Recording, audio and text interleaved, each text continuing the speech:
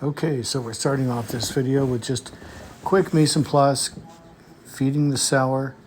This sour that you're seeing being fed right now is for tomorrow. We're going to be doing sourdough, and the sourdough recipe calls for 4.6 ounces of sour. So we're going to make the sour feed just the right size. We're going to put in the flour and the water, a little bit of our sour that we've been growing, and that will become the leavener for our sourdough.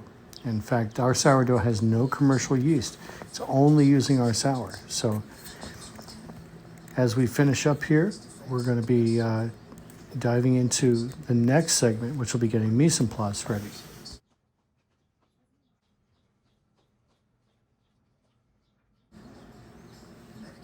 All right, so now that we've got the sour feed ready for tomorrow's bread, that needs to be made 18 to 24 hours in advance. We're going to go ahead and feed our current sour. And this one is Irving. And while I'm at it, I'm going to feed Fred. And I'll even feed Ginger while we're at it.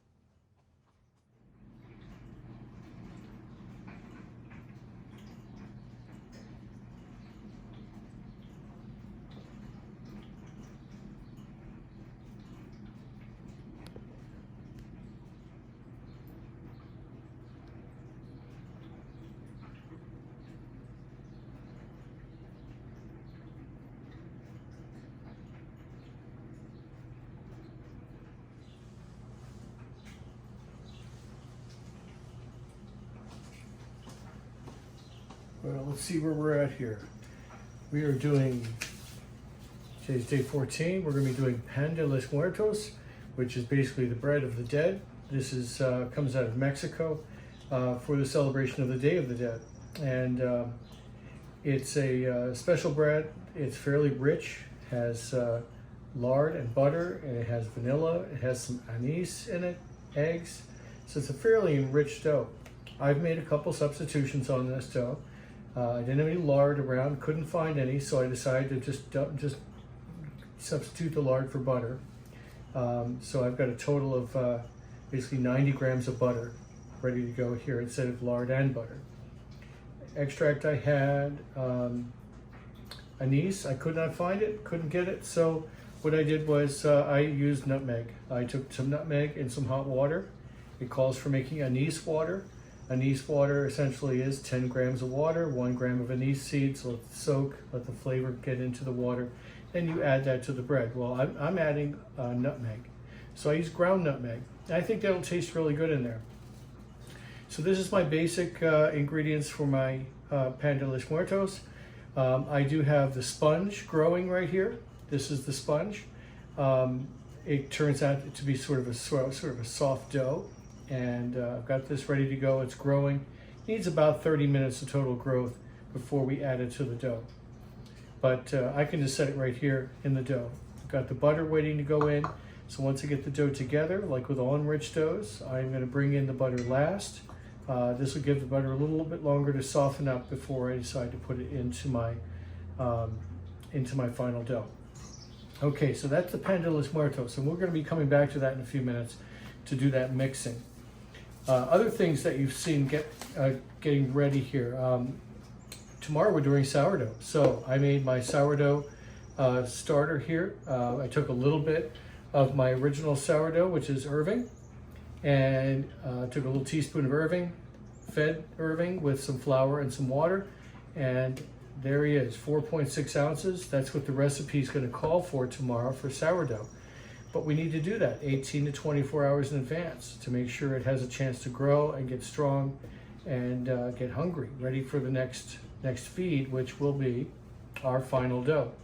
So here's my mise en place for my sourdough. Got some regular flour, whole wheat flour, some salt, and I'll have my sourdough, my sourdough starter. I also have my water pre-measured, ready to go. So everything's ready to go for sourdough tomorrow, but we had to get this ready first. So that's what you just saw in the previous video. I went and got ahead and fed this and got this ready, measured the amount for this dough. In the meantime, I fed Irving again, of course, gave him a fresh feed. I fed Fred. Fred is always an ongoing thing. Fred's 8.5 years old. He'll be 9 years old this summer, so he needs to be fed. And Ginger. Ginger is our rye sour, and we don't use her very much, only when we're doing rye breads mostly, but I still keep her fed year round. So she got a feed today too. So that's what you saw in previous videos, was I was getting my kind of sourdough mise en place all kind of organized. But basically what we have here then is I've got my sourdough starter ready to go for tomorrow. I'll put that with my water. I've got my dry ingredients ready to go for tomorrow, so that I can set aside for tomorrow.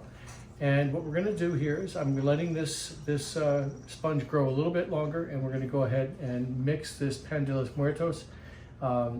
If you haven't seen the recipe yet, pull it up. I think you'll find it's a lot of fun, this recipe. It's basically an enriched dough, but you do put some dough aside. You put a little bit of dough aside to make an ornament for this dough. And some people just put little ornaments on it look like bones. Others put skulls and crossbones on them. But the whole idea there is to pay homage to the dead and pay homage to our ancestors. So we'll be back when we go ahead to mix this dough, and you'll see it's a lot of fun to make. All right, so let's get this all mixed. We have all the water in here and that we need, because basically we have eggs, we have the water from the soaker, from the anise water, essentially nutmeg water, and also a 1/4 ounce of water added, plus the eggs that are added. So essentially we've got everything we need in this dough ready to go, and I don't think we need any more liquid. Everything's there, and it's supposed to be there. So we'll knock out these eggs.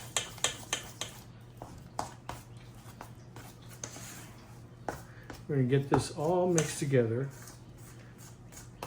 And a big lump of sponge that's in the middle, don't worry about that. That will get mixed in.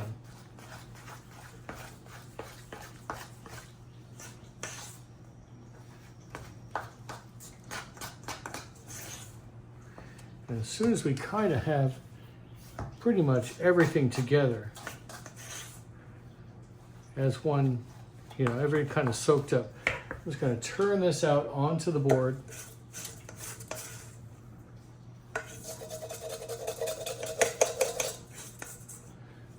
Get everything out here. And we're going to start forming a cohesive dough out of this.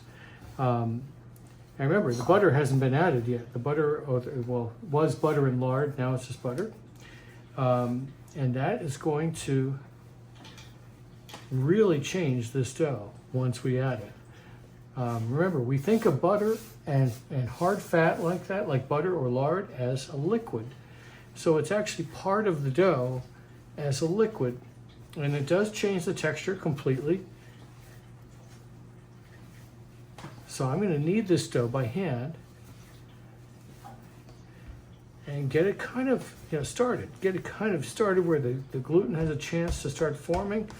The flour has a chance to start absorbing the liquids.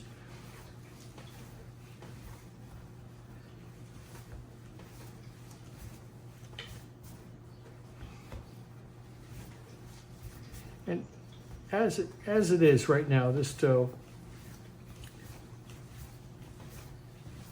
is just moderately sticky, just moderately.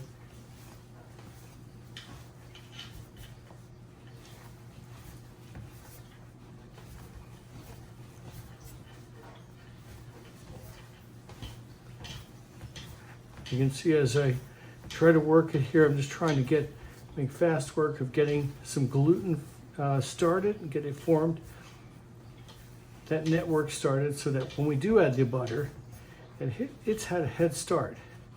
Because as we know, butter is a shortening agent. It basically will go in and start to break down the gluten into shorter strands. And we want to make sure we have a good strong network before that in order to get the dough to really hold together. This dough is starting to get nice and stretchy. So we're going to start working in some butter.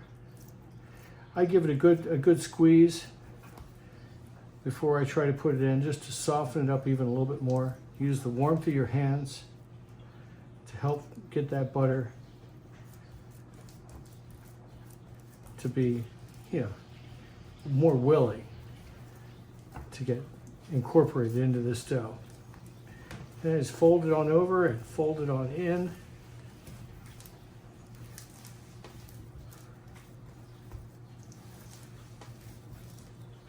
And initially the butter will resist, or the dough will resist. It doesn't want to incorporate all this butter.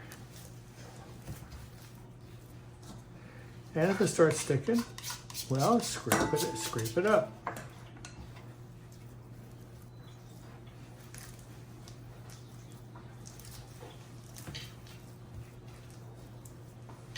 Now, I've been using slap and fold technique quite a bit when I've been working with dough this soft.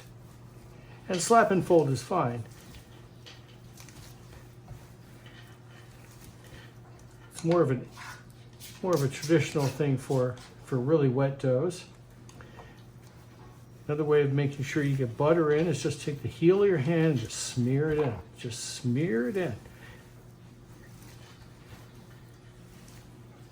It kind of just forces that dough to accept the butter. We still have a little bit of butter over here. So I'm going to squeeze that, kind of get that broken up, softened up. We're going to get that incorporated into the dough as well.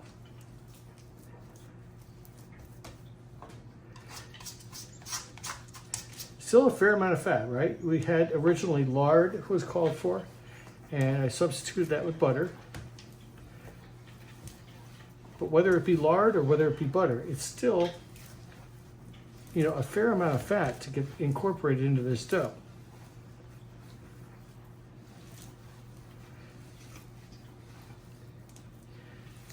Now, obviously, when you're mixing in fat into dough like this, some of the things that come to mind are the history of why we incorporate this much fat into the dough. And of course, that really comes down to it's a celebratory bread. Usually they didn't incorporate this much fat into dough. Things like butter is expensive. Lard even is expensive. You have to go through a whole process of rendering down pig fat in order to get lard. So why incorporate it into your dough? Well,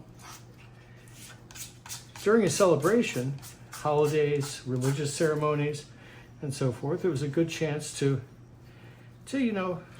celebrate and use some more expensive ingredients.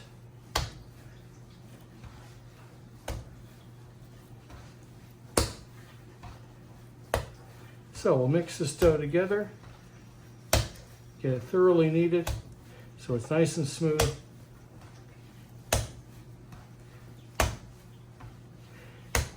Now what I'm going to do, once this dough is kneaded, I'm going to go ahead and separate it out.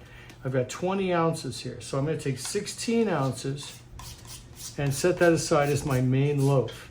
Then I'm going to take 4 ounces and set that aside as for the decorations, for the bones.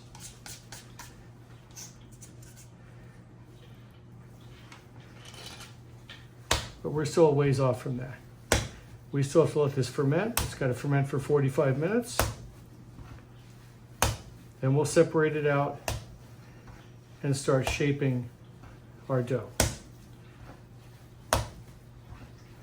But already the dough has come together really nicely.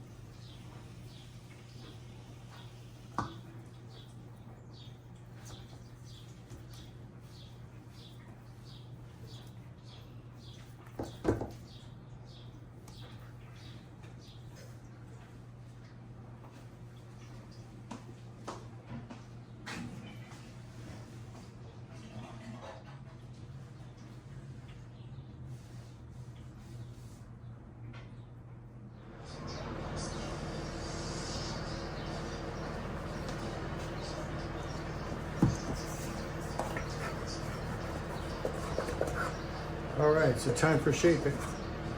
This is 20 ounces of dough. We're going to take 4 ounces of the dough and we're going to turn it into our decorations. So we're going to go ahead and reset our scale here.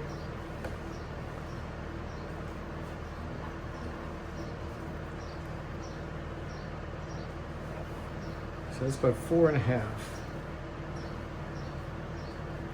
That's about right. So we're going to keep that little bit of dough off to the side. The rest of the dough, on the other hand, is going to become a loaf. And this dough is fairly sticky, right? It's fairly sticky and soft because this is full of butter. So we're going to go ahead and just bring things to the center.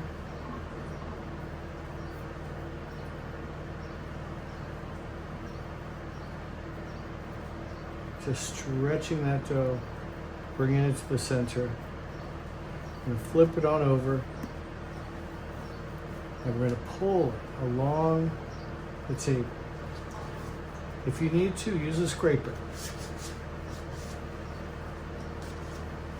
Because to get dough this soft to a nice tight exterior skin takes a little bit of work. But as you pull it along from underneath like that, you can see that skin tightening up. That's what we want. We want that nice tight skin. And you can see it's bouncy, it holds its shape really well. I'm going to set that off to the side. We're going to take care of using our little bit of dough here to make some decorations for this bread.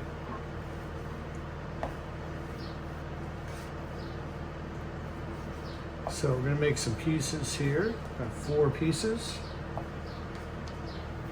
And with these, I'm going to make some bones. Just going to keep a little flour nearby.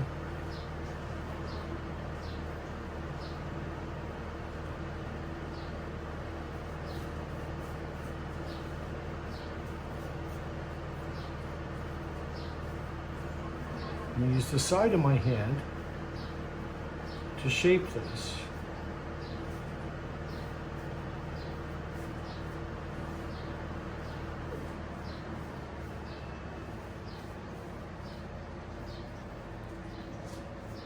And essentially all I'm doing is just making little shapes that look like bones. So I'm going to put those on top of my loaf. So I'm going to take my dough, fold it over, roll it up and pinch it closed like it's a little loaf itself. Put a little bit of flour on my hand and assist it if necessary.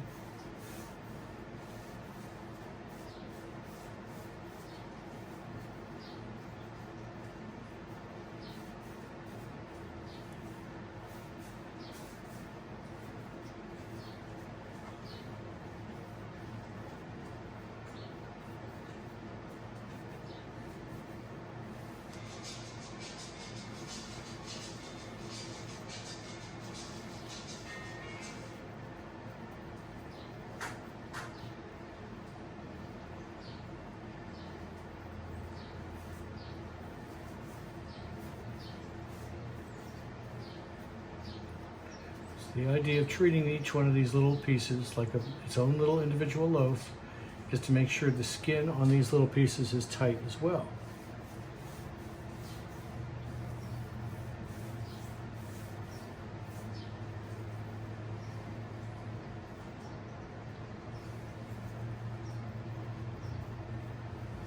Dab this in a little bit of flour.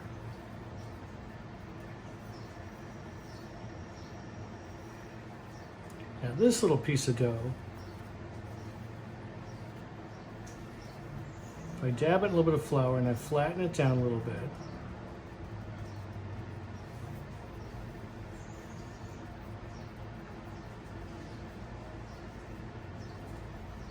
we can make a little skull out of this. So I'm just going to give it a little pinch there, fold it over, give it a little pinch there.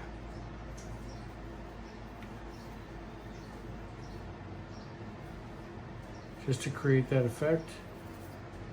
I'm going to press down with my finger here, a couple of places, nice and firm, to create 2 little eyes.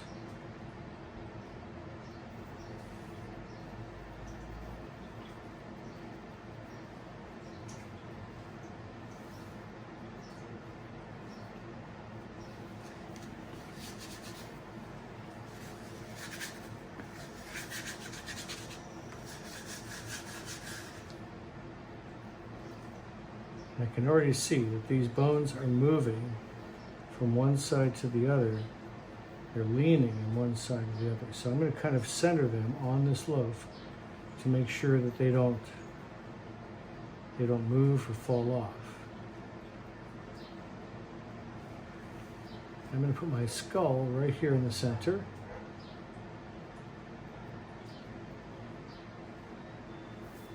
And we're going to let this proof.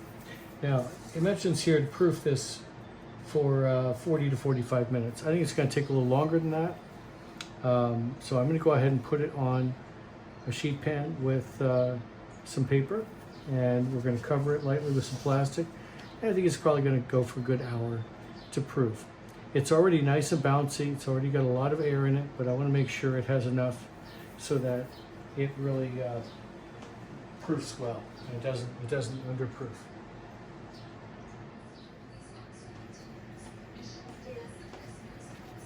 Okay, we're ready.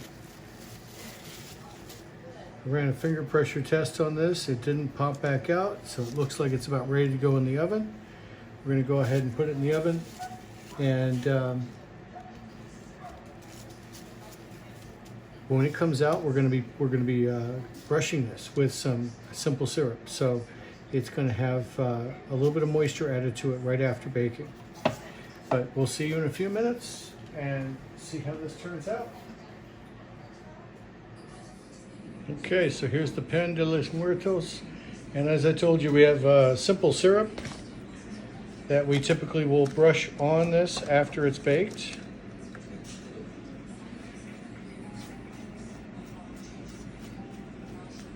And it just adds shine and a little bit of sweetness. It also helps to soften the crust a little bit.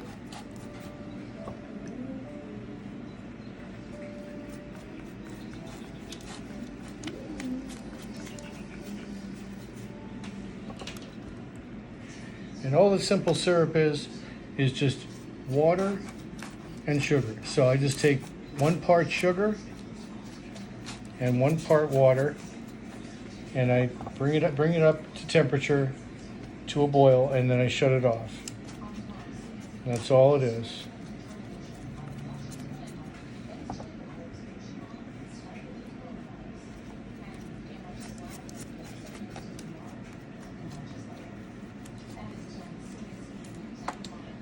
Okay, so there it is. Looking forward to seeing your pan de los muertos, and go ahead and post your pictures.